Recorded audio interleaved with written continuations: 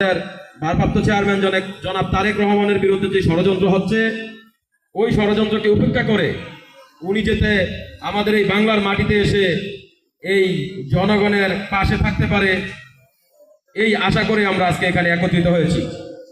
এরই সাথে আরেকটি কথা না বললেই নয়, বিগত 17 বছরেই ফ্যাসিস্ট শেখ হাসিনা এই বাংলার মানুষকে যেভাবে অত্যাচার করে দিয়ে গেছেন, যেভাবে মানুষকে অত্যাচার করে নির্মমভাবে নির্যাতন চালিয়েছেন, ঠিক তেমনি ভাবেই আমাদের দেশনেত্রী বেগম খালেদার উপর অত্যাচার করেছিলেন, যার কারণে সেটার খেসারত আজকে আমাদের সাবেক প্রধানমন্ত্রী দিতে হচ্ছে। এমনকি আমাদের ভারপ্রাপ্ত চেয়ারম্যান জনাব তারেক রহমানের উপরও অন্যায় এবং অবিচারভাবে, জুলুমভাবে অনেক কিছু উনি করে গেছেন, যার কারণে আমাদের আজকে অনেক কষ্ট পোহাতে হচ্ছে। সেই সাথে আমরা একটাই প্রতিশ্রুতিবদ্ধ হব, যেভাবে 5ই আগস্টের 5ই জুলাই গণ অভ্যুত্থানে যেভাবে এই বাংলার মাটি থেকে ফ্যাসিস্ট শেখ হাসিনাকে বিদায় করেছিলাম, আমরা আরেকটা গণ অভ্যুত্থান নয় আমাদের করতে হবে।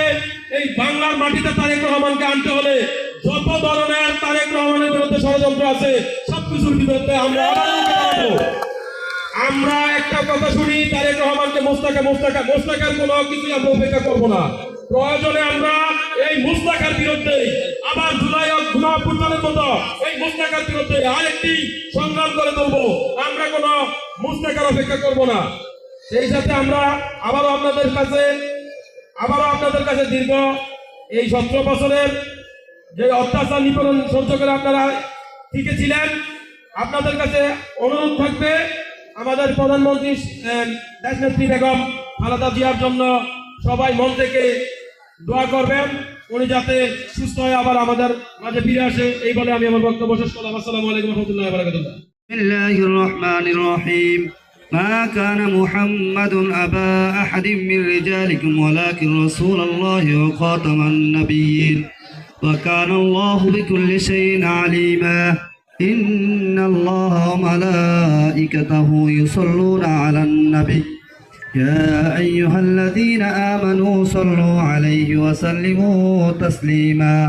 اللهم صل على سيدنا نبينا شفيعنا وحبيبنا مولانا محمد صلى الله عليه وعلى آله وأصحابه وبارك وسلم.